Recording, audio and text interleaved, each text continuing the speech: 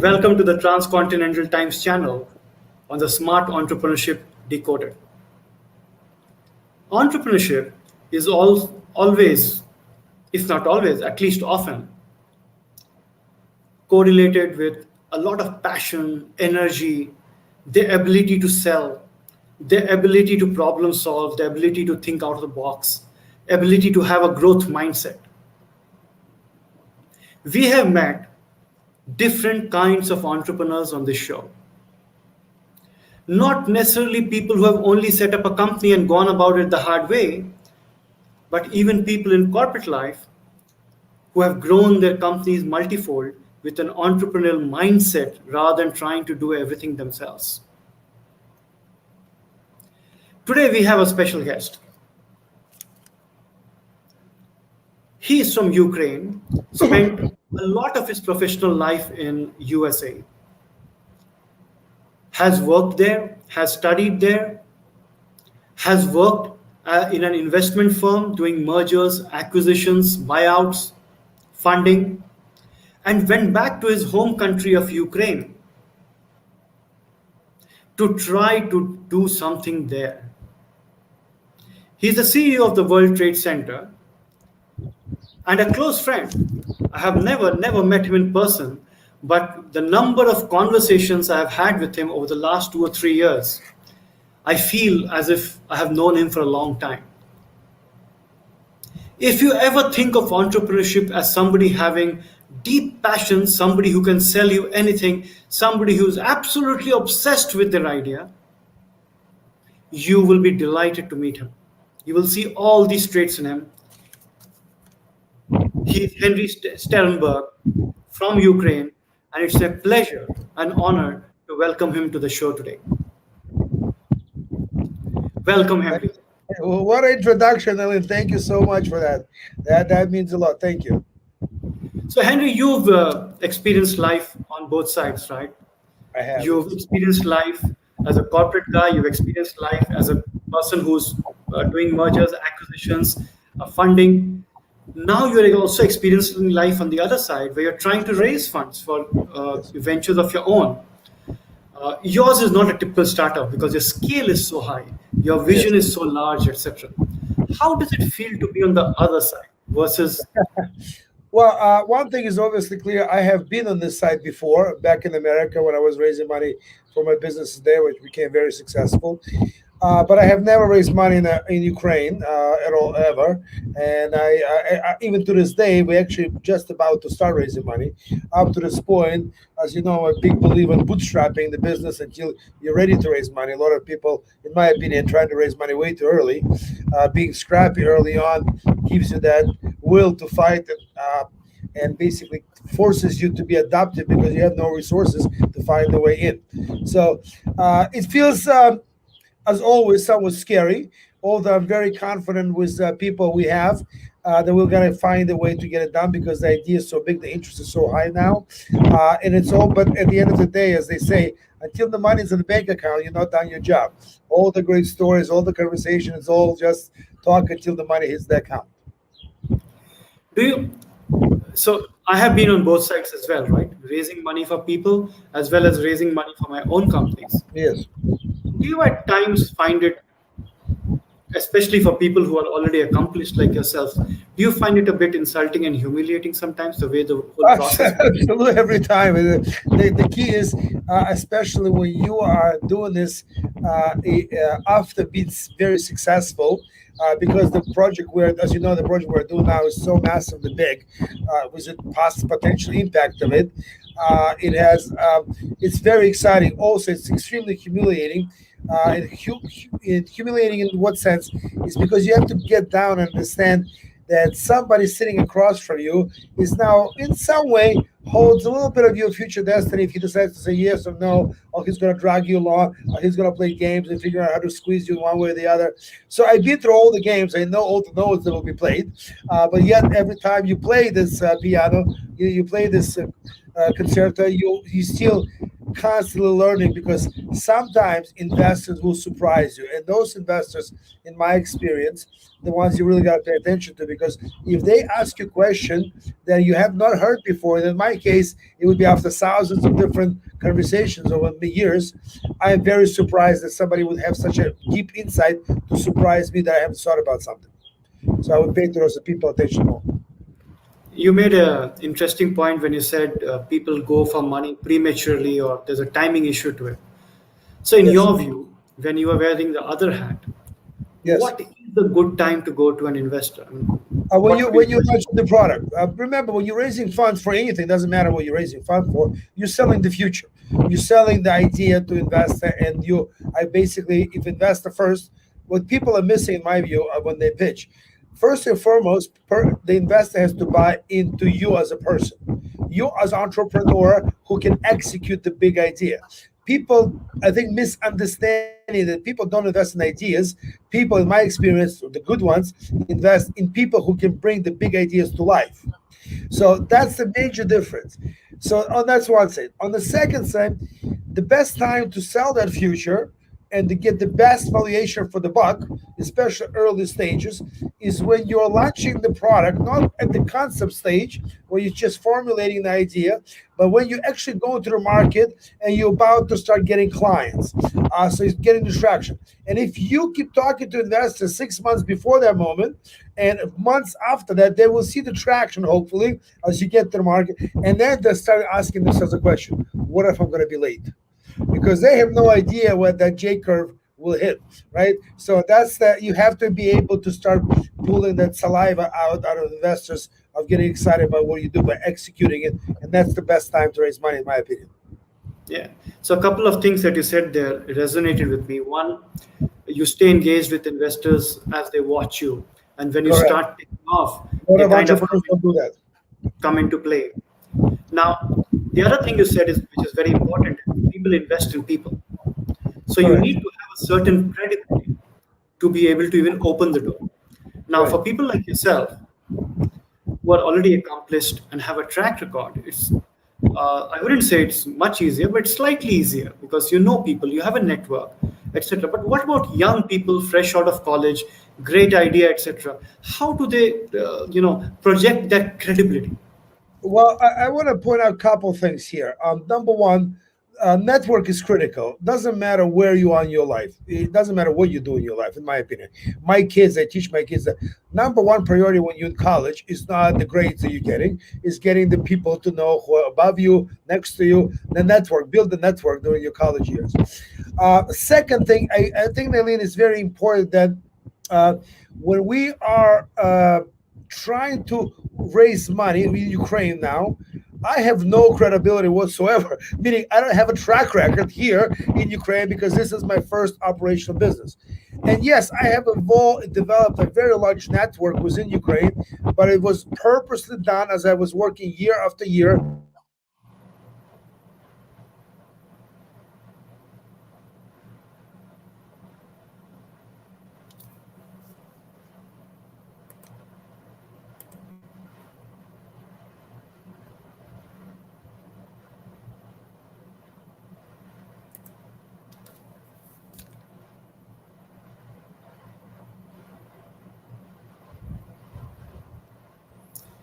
I think that I think Henry's had a bit of a network issue. Let's wait till we get him back on.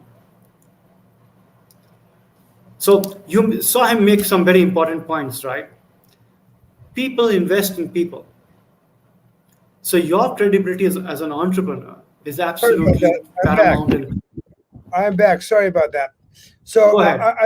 as I was mentioning it, yes, I purposely had built network for years in Ukraine because I knew I knew. But very interesting when I had this idea back in 2014. Remember, Nalin, for me, it's been a 7-year journey.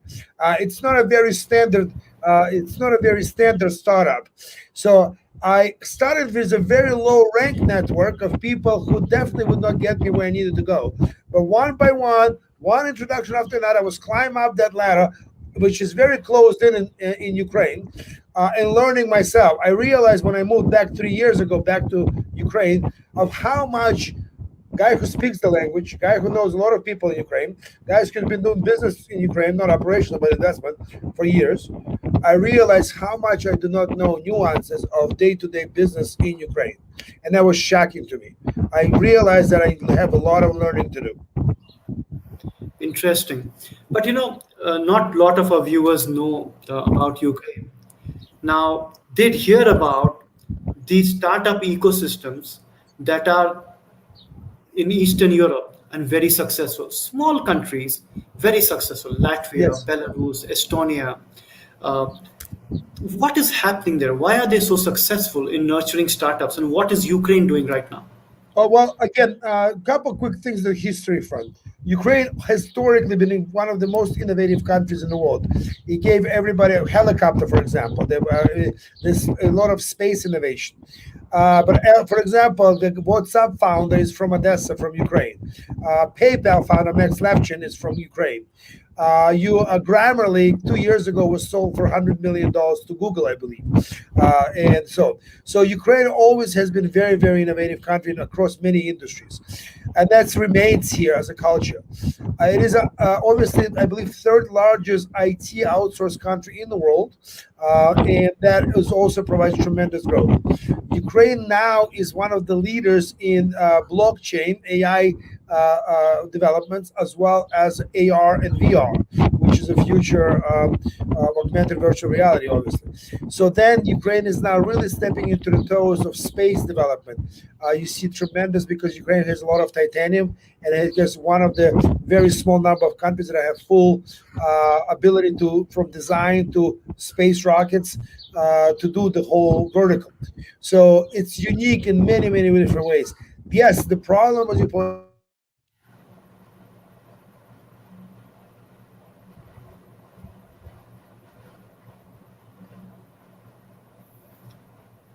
fragmented. Okay, I think we seem to be having some off and on issues getting with Henry, but he's making some very important points, especially if you're a young entrepreneur.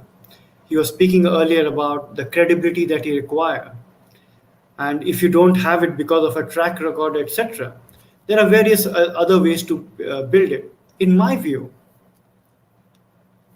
just like Henry said, people invest in people. And if you want, when they invest in people, they're basically looking for credibility.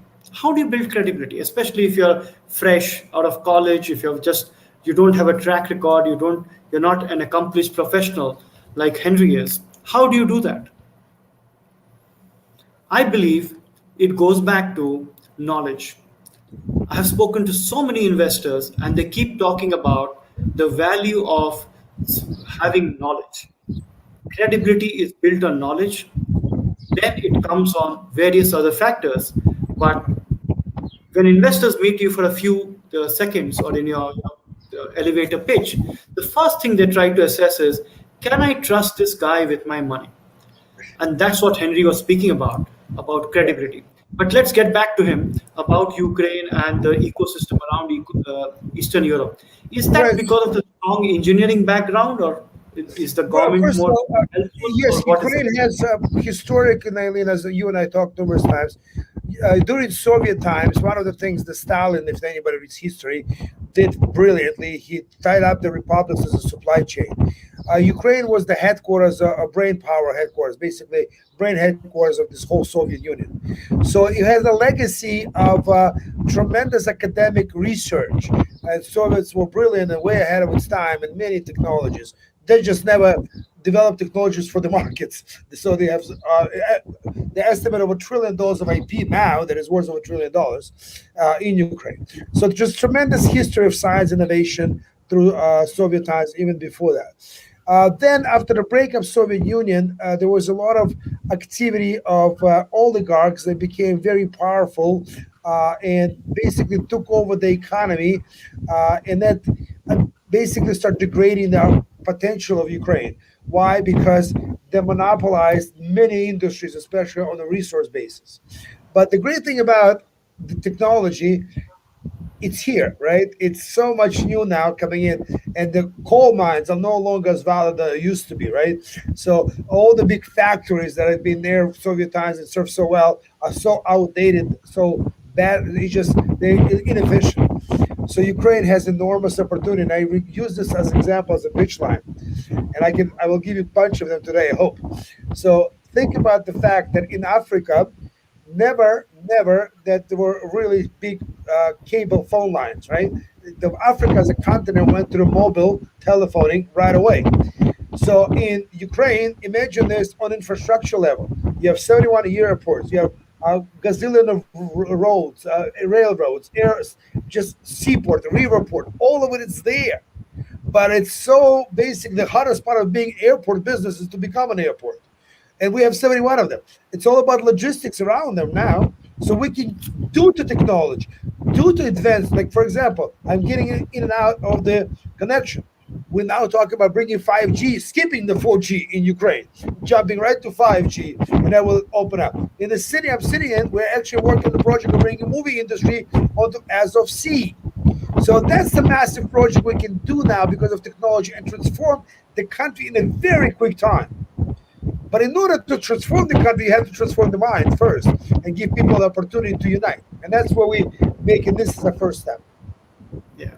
So I know you are very attached to technology, especially blockchain, AI, etc. Sure. And you're quite experienced and accomplished in that area. Now that you're back in Ukraine, you're trying something which, to my mind, is quite life altering, business altering, behavior altering, and something that is at a monumental scale. You're Yes. trying to build a digital platform, which you call the economy of trust, and we'll hear Yes. from you in a moment, where entrepreneurs, small business owners, and various other stakeholders can come in, interact, exchange ideas, do business, get educated, and so many other things. Why Correct. have what is this economy of trust, and why did you call it economy of trust? It's such an odd name. I mean, what's the reason? It is an odd name, but it does resonate very quickly, does it? That's the way who hears it. Yes, I think those three words are the most brilliant three words I've ever pronounced, in my life. But I think there's a little bit of a backstory. The backstory is when 2013, I was very successful in America, and I basically was bored, to be honest, and I decided that I wanted to represent Ukraine on international level. Now, notice I had no clue how to do that. I just had this mild, just I wanted to represent Ukraine on international level. I knew it was a game. I had no idea how to do it. My simple idea is to create a basically investment banking firm, buy window in and out of Ukraine. So I knew there's a potential, there's a hidden assets, and then I started getting into it, and I realized very early on that the systematic risk of the country was so large that nobody would invest in any one particular great deals, how the deals themselves go, but because of systematic risk, that's a very risk you cannot control. So I was getting deeper and deeper to it. I realized the Ukrainian economy is a sinking Titanic. It cannot be saved. So why? I remember I'm the business guy. I'm a sales guy, right? Business development guy. My job is to and I've been conversating with inside the country, outside the country, global at very high level, as you know. And I hear all the time, it's the corruption, it's the war, it's I'm like war. Israel is at war from day one, and they're doing pretty well, right? I mean, this is not going to stop, right? So corruption, the currency, the fiat currency, the cash is going out of existence by itself. So it's like it's a dying dinosaur period. And if you look at corruption, even if it's 10% of Ukraine, which is a big number, on $150 billion, it's 15 billion. But if you understand the Ukrainian economy should be 3 to 4 trillion, which is more or less common knowledge, you understand it's irrelevant. So where is the issue? And the issue that I identified was the issue that you can summarize in one word. That word was trust. There was no trust into Ukraine from outside, and there's tremendous mistrust on the human level in Ukraine. So that was the number one, boom, lightning ball. How can we fix that? I'll come back to that, the trust issue. How do you fix that? Second issue, the problem, you had the legacy of central planned economy from Soviet times that de facto cannot work in Ukraine as a democracy. So we're trying to push the square peg into a round hole. And the third one is the mentality of dependency, was waiting for the government to do something for you versus taking the opportunity to do. So the reason I moved back to Ukraine is because of the law of decentralization that was passed first reading 2016 and only became effective last year. I knew that was a game changer because you can now basically go away from the central planning to a local bottom up economics versus top down economics. You knew that you can open up to change the mentality, entrepreneurship faucet, which relates to technology and all that. And how do you solve trust? That's why, as you know, for 2 years, I've been chasing the World Trade Center Association license, because to be the president of World Trade Center Association license, give me the statue, right? The access. Right? As you know, we're going to be hosting U.S. congressional delegation, for example, office of the president from Afghanistan. We're looking to develop things with Indonesia and India, all of that. So they gave me the status, and most importantly, World Trade Center Association carries global brand of trust. That was the key missing point in the beginning. And now we're planning World Trade Centers and over applied for 11 more already, and we're planning over 100 in Ukraine over the next couple of years. So is this platform basically for companies in Ukraine, or you plan to take it? Because it It's sounds like global. something. It's global from day one. Economy of trust became a philosophy, and it very surprisingly to me, Nalin, it's becoming a movement of sort. People just really start getting from all over, unlike everything I expected, to be honest. Economy, what we're attempting to do, we are building alternative economic mechanisms. That's the mind-boggling ambition of what started with as me wanting to represent the country, traveling around the world talking about Ukraine, is now turned into, over the years, through iteration, to constant adoption to the situation and things that on the ground that change. It's political, geopolitical as well. It's a 3D chess of where we're playing now. But at the end of the day, we now have a very strong belief, and we have that we have ability to execute on creating alternative economic mechanism for the country size of Ukraine. We're talking about 40 million people, right? The largest country in Europe, size-wise. Does not depend on Ukrainian government, but work with the government. Why? We have access to capital around the world. We have access to strategic partners around the world, and we have access to global channels of distribution around the world. All three is not a want; it is a massive need for all of Ukraine. And because decentralization, every competition to get people, project financing will be tough. And we are the only game in town. We are almost a monopoly in the sort without ever even doing, we just haven't been public yet. We're just coming out now, as you know. So, So, a lot of people like yourself who have a larger vision are trying to solve a larger problem.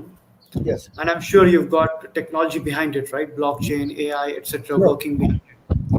When you solve a larger problem and go to investors, etc., do you often hear the answer or suggestions like, why don't you just do a small, simple part and make it Yes. successful rather than do this whole thing? Do you hear that? Every day, literally every day.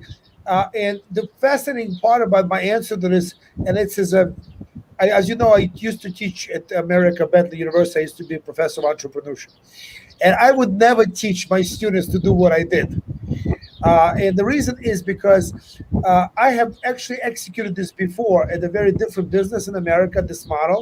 It's a very difficult to execute because we're creating a platform which allows to generate unlimited number of business owners that are consistently integrated from design as an ecosystem, complementing each other, where we are reducing what the owner does by providing legal account, everything for the owner.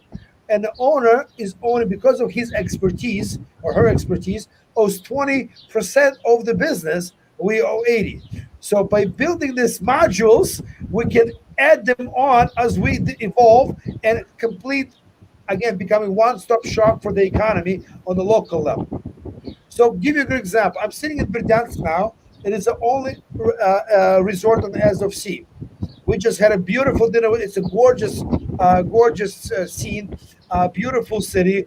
My vision for it is something between Nice, Cannes, New Orleans, and Las Vegas combined. Now, Wow. how do you do this? How do you change the Soviet style city into something very, very cool and exciting? Number one, you have to choose the industrial base. What's the economic base that's going to drive this economy? So we have identified five industries: hospitality, sports and entertainment. The air is very healing here. It's iodinized. It's very good for your lungs. For example, statistic here: COVID was about 3 times less in this city than the rest of Ukraine in terms of infections. Third is logistics. This has port, airport, and railroad and roads. Fourth is pharma and biotech. This region has healing muds, the lagoons with some very special muds that have enormous healing properties. And last one, on the old Soviet manufacturing plants, we're building Hollywood of Ukraine by bringing companies, Bollywood as well, Hollywood, European movie centers under one roof, making a little UN movies industry. But the innovation for us, Nalin, which I believe should be for all developing countries, is our innovation and startup ecosystem is those five industries where the industrial park residents are required to mentor and work with startups in the same five industries. Therefore, you're creating a sustainable innovation cycle for the city and the region around it. That's our vision. And just the mayor just recently, full support. Where can you come? Give me the full green light. They start realizing what they need to do for the big guys to come in. And that's my job. That's the job of our team, is to build this on trust. You can trust that we're going to do the right by you, Mr. Investor. Interesting. I am completely with you when you say the air is good out there in Ukraine because you seem to get Yes. younger over the years. Last Yes. 4 years, Yes. I see Yes. you getting more and more energetic and younger by the year. But Yeah, yes. I just got here yesterday. So, so I forgot that you actually used to teach entrepreneurship. So tell me yes. something. Can you teach somebody to be an entrepreneur? Or is there something basic that is an ingredient that they must have and you can teach them business skills, life skills, soft skills? Can you teach them to think like an entrepreneur? Uh, can you teach them? It's a mixed answer, Nelly. Number one, nothing can replace the desire you have inside to succeed, irrespective of obstacles. Being entrepreneur is not for everybody, for sure. It is very volatile at times, different ways, but it's ups and downs. I'll give you a good example. As a leader, yesterday, one of our very old director of communication, right? He's dealing with Parkinson, and he's really started getting bad. And as a leader, you have to make those decisions of humility for the person and helping them out. On the other hand, he's a senior level. You have so many people depending on you, so that's tough decisions to make. It's not for everybody. It's hard. It's hard to go raise money. It's hard to understand when you don't have money how to deal with people that depend on giving family food because you have failed to deliver. Whatever reason is, it doesn't matter to them. They need to eat. So can you teach it? A lot of things you can, but nothing will replace the experience, the drive.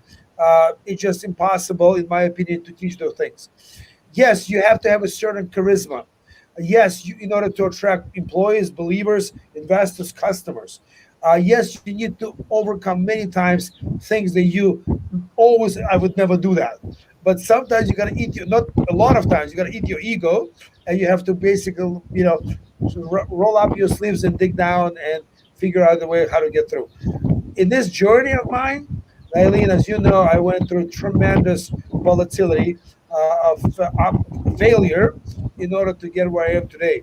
And it's funny thing, as I said to my team, when we got the license, where we got the easy part is over.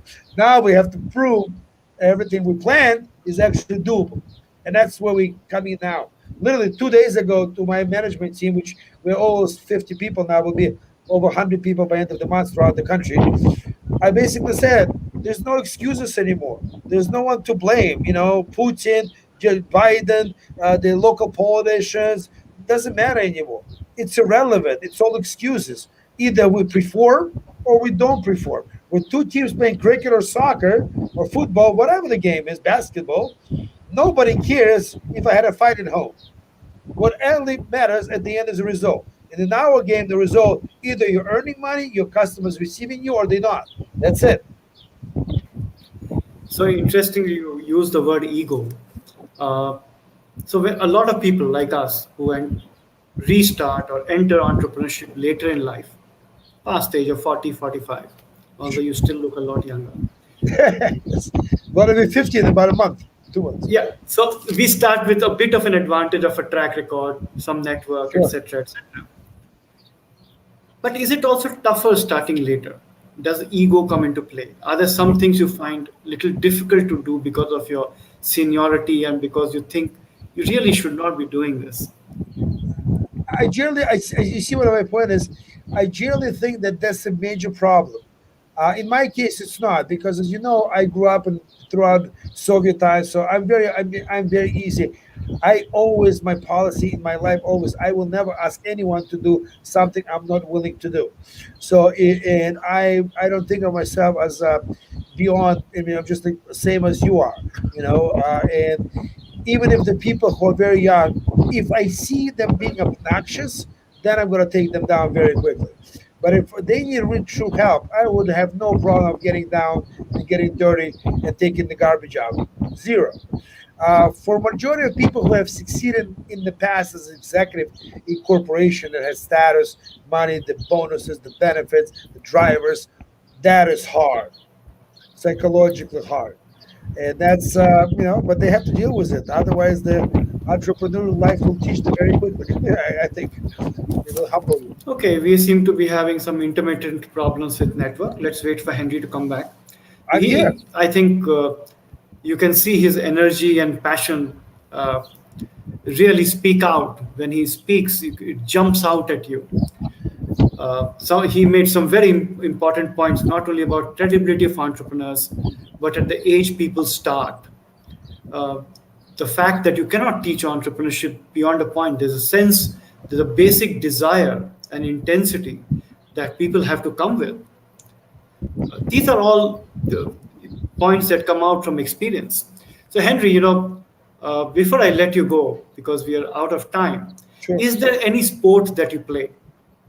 I used to. I football, soccer, and obviously today, I think that I made from I'm gonna at some point write a book of how many mistakes I made in my life.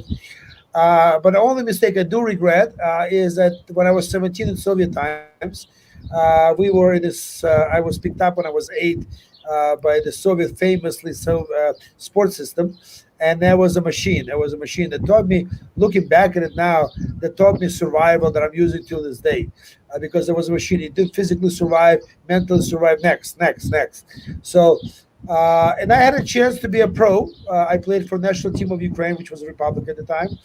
But when I was 17, and this is a lesson to all entrepreneurs, uh, uh, I was invited for the first time in my life by a girl to a party. And I realized I don't have to train twice a day, 6 times a week, right? I can have fun, and I'm very cool as an individual. And alcohol, cigarettes, girls, and basically my career went down the hill from there. So that was the beginning of the end of my professional or potential professional career. Although I became a very successful coach in America, I built a business around sports and kids. My son is about turned pro. He just got a full ride at St. Louis University and actually fighting with Duke for him. So I'm very proud of, and game gave me a lot. Gaming gave me a lot to this day. To this day, gave me So, tremendous lot. so how do you relax now? Because I half thought you'll say golf, and I was thinking you I'm not, probably hit I the ball have no patience for golf. 300 yards with the intensity that you bring to the I table. have zero patience. I play golf on multiple occasions, but I'm horrible. I have zero patience for golf. So Basically, I do how a do lot you of take care? So how do you take care of your mental health? very simple. I actually have a very strong routine now that I have developed. Morning routine. I get up a very early riser, so I rise about 4:35 every morning. Around 6 o'clock, I'm working I walk for about an hour. little walk. I do exercises. I can't run because of all the injuries, so I walk, and I do a lot of upper body exercises, get the abdominals. That gets a lot of energy in the morning in the fresh air. So and I always try. In the last 6 months, it was tough to do it at night, but prior to that, I was very disciplined to do it twice a day. And that's my mental break. It allows me to get away. It allows me to really listen to myself. And as I get older, this becomes more and more valuable to me because on the strategic level, I have to think through minor details that can affect the next day or the larger project launch or whatever. I cannot stress enough. As a younger man, I was with my natural intensity. I was going way too fast, way too hard. And today, as a much wiser man, entrepreneur, as you said earlier, I mental breaks and breaking away from the day to day. Woo is a must. Yeah. Especially at all times, but especially now with the pandemic, it's very Absolutely. important to have a certain routine that sets you up for the day. I'm And going to walk on the walk right now. After we're done, I'm going to walk on the beach as of sea right now. So I often find, so I get some of my best ideas when I'm walking. absolutely. And The sometimes, one thing I want to stress with you, you asked me how it is. When I was a broker on Wall Street back in '92, you had to get in like in the office in Wall Street so 6 a.m. before the market. You got to do research, you got to prepare for them, and you had to make calls at the time, right? And you would leave at literally 7, 8 p.m. So days were very long. So I started taking naps. I told myself I started taking naps. To this day, I'm taking nap every day. It gives me a boost of energy, and obviously I learned later scientifically it's enormous boost to your mental health taking naps during the day. So now even if I'm busy, I'm traveling, I would sit in the car and I would close my eyes and take a nap for 20, 30 minutes. I just did this before I was talk. I took a nap between the meetings and I'm refreshed and I'm energized again. Very powerful. I recommend to everybody, any age. fantastic. So that's a good point at which to leave our viewers with that piece of advice: a morning routine, take care of your mental health, and of course, take short naps to re-energize yourself. Henry, it's Yes. been an absolute pleasure having you. Your energy is infectious. Thank you. Very, very keen to have you here because you bring a completely different perspective. I wish you the very best for your future endeavors, and I know we will be engaged for it in Yes, future. you and I will be engaged for sure. We're coming to Indonesia. We want Indonesia to come to us. This tremendous opportunity. There's not much going on now, and it's up to you and me to make this very different. Thank you, Henry. All the best. Talk to you You again too. soon. Talk to you soon. Bye bye, guys. Bye.